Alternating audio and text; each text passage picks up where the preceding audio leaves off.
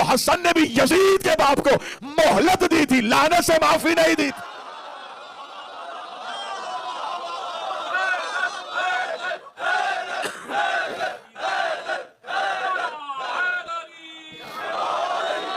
मौला हुसैन इज्जत देता, सैयद कौनैन इज्जत देता। खुदा ने अगर इब्लीस को मोहलत दी तो इसे मोहलत समझो, सुलाना समझो।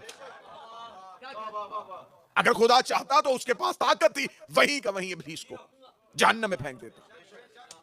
लेकिन खुदा ने इब्लीस को मोहलत दी। मोहलत इस वजह से दी, खुदा ने कहा ताकि क़यामत तक के लिए कुफ्र बेनकाब हो।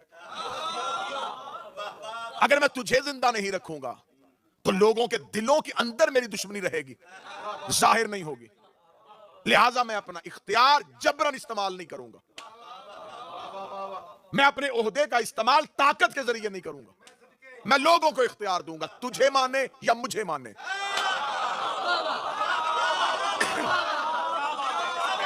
मैं कुरान से मुआहिदा हसन पढ़ने लगा। खुदा ने कहा मैं लोगों को इख्तियार दूंगा। आज अल्लाह ने 2 फरिश्ते हम पे मुकर्रर किए, अमाल लिखते हैं। जबरन अल्लाह की अतात नहीं करवाते, वरना जो 2 फरिश्ते अमाल के लिए रखे हैं उनमें से एक फरिश्ते को हुक्म दे देता, गुनाह करने लगे तो गर्दन मरोड़। मेरी अता से बाहर निकलने लगे तो फौरन लाइलाज मर्ज में मुब्तला कर देना। आज कोई भी गलती ना करता, खुदा ने फरिश्ते मुकर्रर किए। खुदा ने कहा देखो सिर्फ किसकी पैरवी करता है, मेरी या मेरे दुश्मन की। मेरे मालिक तू हमारा खालिक है, तू हमारा राज़िक है, तू हमें बगैर मांगे हुए इतनी नेमतें देता है। तुम्हें कहीं हम तुमसे सवाल भी नहीं करते और तू हम पे इतनी नेमतों की बारिश करता है। हदायत नेमत है, बाकी नेमतों में कमी कर दे, एक नेमत का इजाफा कर दे। वो नेमत ये कर दे कि हमसे गुनाह हो ही ना, हमसे गलती हो ही ना।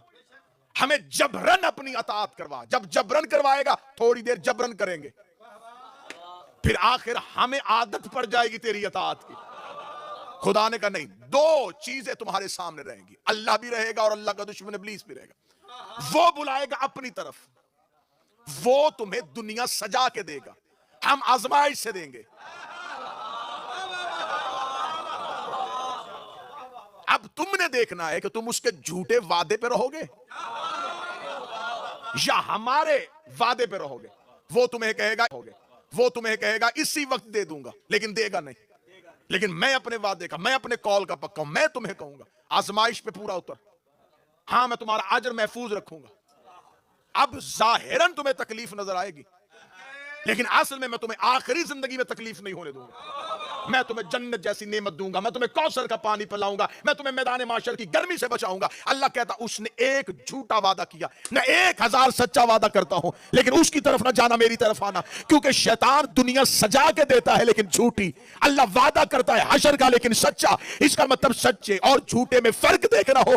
झूठा दुनिया सजा के देता है, सच्चा आखिरत सजा के देता है। इसीलिए हसन ने शाम वालों से कह दिया था अतात करनी है तो बेशक करना। इसने झूठी दुनिया सजा के दी है, मैं जन्नत का वादा कर रहा।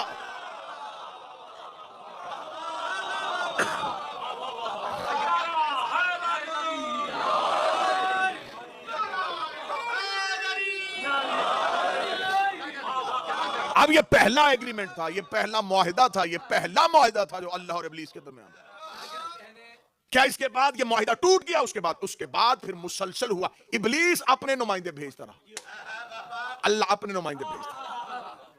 फिर हर दौर में इब्लीस के नुमाइंदों और अल्लाह के नुमाइंदों के दरमियान बहुत से ऐसे मुआहिदे हुए जो कुरान में मौजूद है। सरकश था फिरौन और नुमाइंदा था इब्लीस का। उस दौर में अल्लाह के नुमाइंदे का नाम मूसा था। हजरत मूसा ने सामने आके फिरौन को, कुरान में सबसे ज्यादा जिस नबी की बात हुई वो हजरत मूसा। हजरत मूसा ने फिरौन से आके कहा देख तू सरकश है, तुग़यानी में है, अगर तू चाहता है, लेकिन खुदा तुम्हें सब कुछ नवाज रहा है, दे रहा है। फिरौन सबसे बड़ा, और फिरौन की अगली बात सुनिएगा अज़ीज़ान मोहतरम, फिरौन ने मूसा से दुश्मनी नहीं की, डायरेक्ट अल्लाह से की। उसने ये नहीं कहा था कि तू भी नबी और मैं भी नबी हूं, और लोगों से कहता इसको नबी ना मानो मुझे नबी मानो। वो कहता बेशक इसको नबी मानो, मुझे खुदा मानो। झूठा था, खुदाई का दावा किया और झूठा। अना रब्बकुमुल आला, मैं तुम्हारा रब हूं वो जो आला है। और हजरत मूसा बाजारों में जितनी सिफतें खुदा की बताता, फरौन कहता ये जितनी सिफतें बता रहा है ये मेरी हैं, ये सब कुछ मेरे पास है, ये सारा इख्तियार मेरे पास है। झूठा था, सच्चे की जगह पे बैठ गया।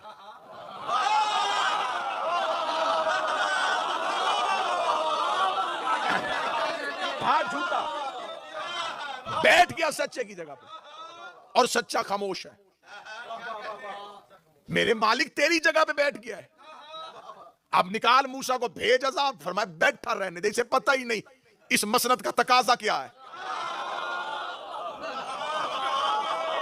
थोड़ी देर बाद खुद ही सयाद उलझेगा अपने ही जाल में। मिंबर खाली हो, पढ़ने वाला मौजूद ना हो, और एक सामने से उठ के कहे मैं पढ़ लेता हूं। अब कोई उसे नहीं जानता और वो मिंबर पे बैठ जाए। अब आपने कहा शायद पढ़ लेता हो, लेकिन वो नहीं पढ़ सकता था। वो मिंबर पे बैठा या सामने से एक बच्चे ने चिट भेज दी। आप हमें बताएं कि शिया वजू का तरीका नमाज में कहां है? अब वो तो पढ़ना जानते नहीं थे, वो खामोश हो गए। फिर उस बच्चे ने पूछा बताएं ना जी, आप बैठे हैं जगह पे तो बैठ गए। अब जब देखा कि मजलिस का माहौल खराब होने लगा तो जनाब किबला नासिर जाफरी साहब उठे और उन्होंने माइक में आके ऐलान किया, उन्हें सिर्फ मजलिस पढ़ने दो अगर वो पढ़ना चाहते हैं। उनको उठाया और उठाने के बाद मजलिस का माहौल बरकरार रखने के लिए कहा ये छोटे छोटे सवाल बाद में हमसे पूछ लिया करो, हमें पता है कि शिया वजू का तरीका कहां है। अब वो जो झूठा बैठ गया था और उसे पता नहीं था कि इस मसनद का तकाजा क्या है। जब सारे चले जाएंगे तो वो जाफरी साहब से कहेगा शादी अगर आज आप ना होते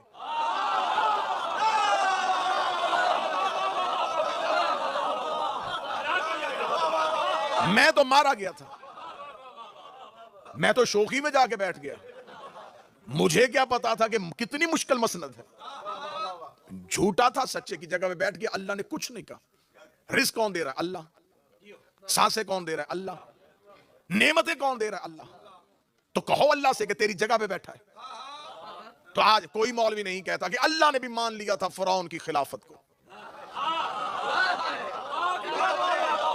मैं तो बड़े सवालों के जवाब दिए जा रहा हूं और आप खामोश।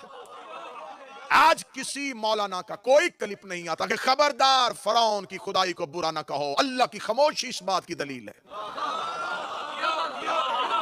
कि अल्लाह उसकी खुदाई पे राजी था, परवरदिगार तो उसकी खुदाई पे राजी नहीं था। तो अगर किसी के पास इख्तियार हो तो वो अल्लाह से पूछे मेरे मालिक तू इस पे अजाब क्यों नहीं भेजता। तो खुदा कहेगा जैसे दो चार और भी बैठ जाए, मेरी रबूबियत में क्या फर्क आएगा। न फरिश्ते इनकी अतात में, न अर्श पे इनका हुक्म चल रहा है, न कारखाने कुदरत के चला रहे हैं, या सूरज ये तलू कर रहे हैं, न इनके इज़्न से गरूब हो रहा है। औकात इनकी क्या है, बसात इनकी क्या है, इख्तियार में इनके क्या है। चंद जाहिलों के या सामने अपने आप को खुदा बना बैठे हैं, तो मैं इनके मुकाबले पे आ जाऊं जो इतना बड़ा निजाम चला रहा है। क्या हुआ? निजाम तो नहीं, मुझसे सूरज का इख्तियार तो नहीं छीना, कायनात का निजाम तो इन्होंने मुझसे अपने हाथ में नहीं ले लिया।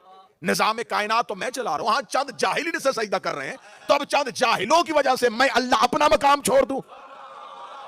तो जब अली से भी जाके कहा जाता या अली इनसे आके तख्त छीन, अली फरमाते मुझसे क्या छीना है, चंद जाहिलों की वजह से अली अपना इख्तियार छोड़ दे।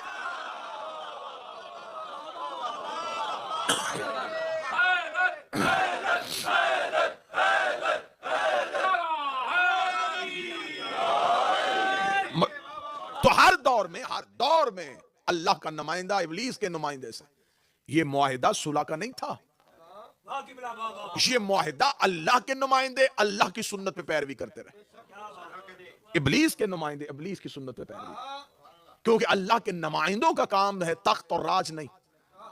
अगर अल्लाह के नुमाइंदों का काम बादशाहत होती तो किसकी जरूरत थी कि वो यूसुफ को कैद करे? किसकी जरूरत थी वो मूसा को मुसाफरत में रखे? अल्लाह अपने हादियों के जरिए अपनी कौमों की आजमाइश लेता रहा।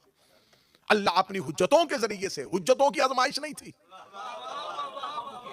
मैं फिर जुमला कह रहा हूं, जुमला तकरीर का कीमती तरीन जुमला है। नबी कैद में हो तो ये नबी की आजमाइश नहीं, उस दौर की उम्मत की आजमाइश है। अब अगर आपने ये जुमला इतनी खूबसूरती से सुनिया है तो फिर हुसैन का वास्ता अगला जुमला भी सुनना। अगर इमाम गैबत में है तो इमाम की आजमाइश नहीं है।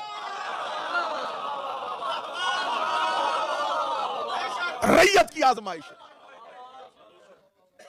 वरना किसी भी हुज्जत पे कैद, सऊबत, तकलीफ हुज्जत के लिए नहीं होती।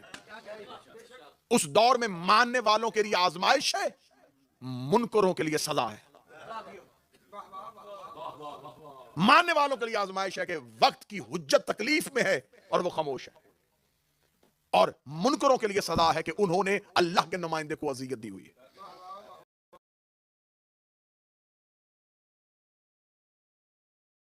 Hello everyone.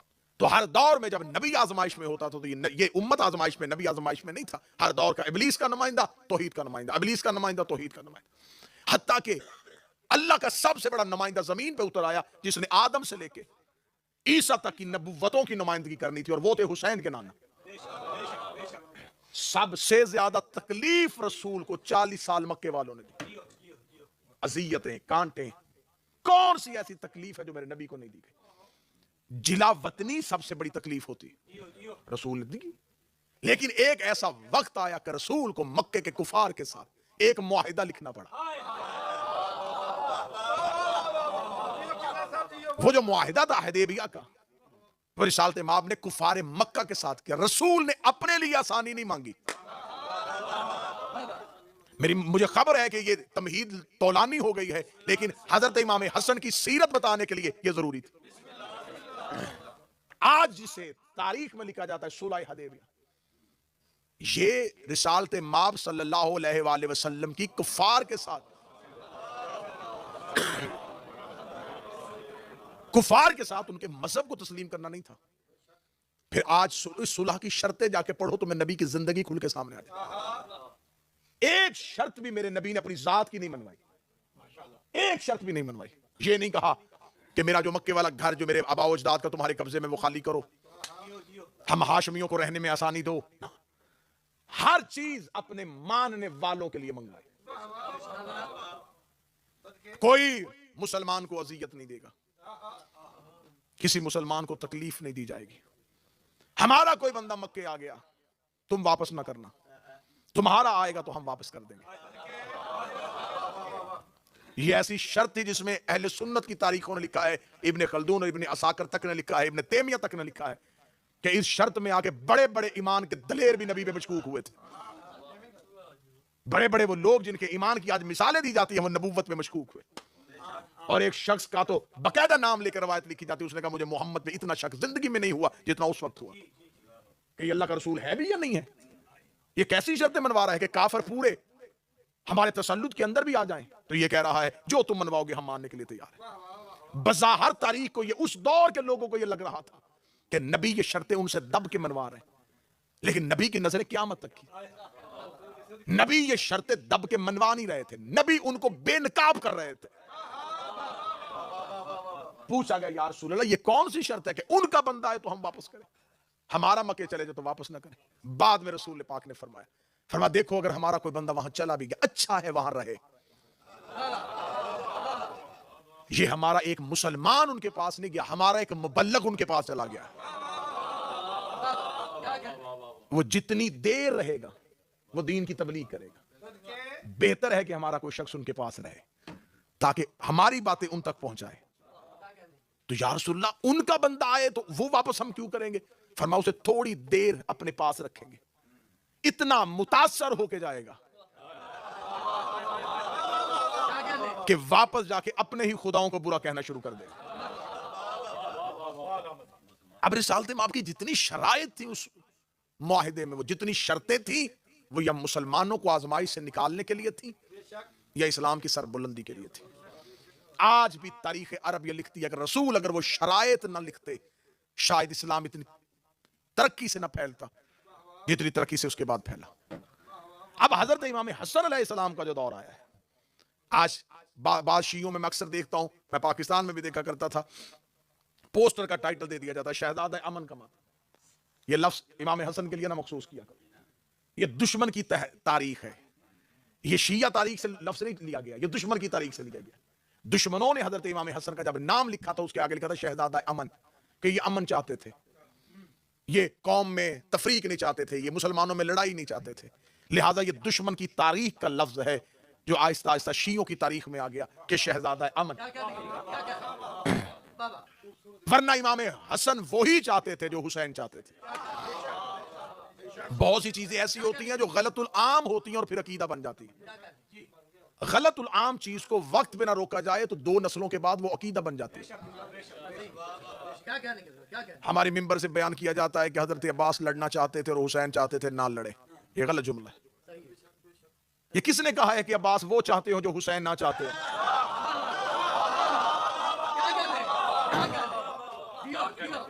1400 साल के बाद आपको मशीयत हुसैन का पता चल गया।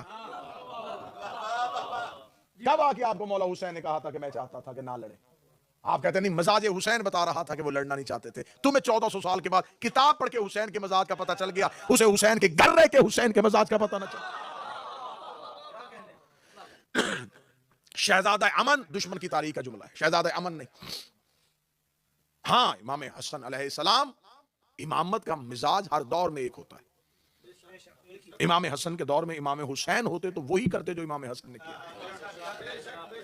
और इमाम हुसैन के दौर में इमाम हसन होते तो वही करते जो इमाम हुसैन। जिस वक्त कलम की जरूरत थी, कलम उठाना चाहिए था। अब उस दौर में वापस जाएं, जरा देखें तो सही कि जिस दौर पे इमाम हसन की शराइत लिखवा रहे हैं वो दौर कौन सा है। मैं बिल्कुल नारों से बेनियाज होकर मजलिस साहब तक पहुंचाना चाह रहा हूं। यकीन कीजिए कि जब आप तारीख में जाके देखेंगे ना, तो आपको ऐसे ऐसी तलख हकाइक सामने आएंगे। जैसा कि जितने भी आज मजहब शिया के अंदर फिरके बने हैं ना, उन फिरकों के पीछे कोई ना कोई दलील छुपी हुई। पहला फिरका जो मौला अली के बाद बना था, मौला अली के बेटों की वजह से, उस फिरके का नाम था फिरका कैसानिया। यह फिरका कहता था कि हम मोहम्मद हनफिया की इमामत के कायल हैं।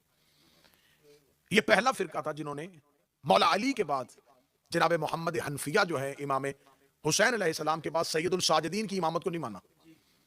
आज भी इसके इसरात आज़रबाईजान और मिस्र के बाद इलाकों में पाए जाते हैं, जबकि बुरे तरीके से यह फिरका नाकाम हो चुका है, लेकिन अब भी उसके कुछ असरात नस्ल दर नस्ल बाकी। इनके पास एक दलील थी, इनके पास दलील ये थी, ये कहते थे कि इमामत जो है वो सिर्फ मखसूस है औलाद अली के लिए। अगर मौला अली के बाद इमाम हसन इमाम बने, इमाम हसन के बाद इमाम हसन का अगर बेटा इमाम नहीं बना, तो हुसैन का भी बेटा इमाम नहीं होगा। इमाम हसन के बाद इमामत मौला अली के दूसरे बेटे के पास चली गई, और अगर इमाम हुसैन शहीद हो गए और अगर उस दौर में अली का कोई बेटा मौजूद है, तो इमामत हुसैन के बेटे के पास नहीं जाएगी, अली ही के बेटे के पास जाएगी। तो लिहाजा उस वक्त मोहम्मद हनफिया मौजूद थे, तो लिहाजा मोहम्मद हनफिया को इमाम माना जाएगा। इन्होंने इस बुनियाद पे मोहम्मद हनफिया को इमाम माना। अब देखिए दलील कितनी कवी है, दलील कितनी पुख्ता है कि अगर मौला अली के बाद इमाम हसन का बेटा इमाम नहीं बन सका, तो हुसैन का बेटा भी इमाम नहीं होगा। अगर अली का बेटा कोई मौजूद है तो मोहम्मद हनफिया। अब यहां पर आके आज तक यकीन करें, शिया तरीके भी बड़े बड़े मौरख जो है उन्होंने इश्तबा डाल दिया है, मोहम्मद हनफिया की जिंदगी को मशकूक बना दिया, मोहम्मद हनफिया की सीरत को मशकूक बना दिया।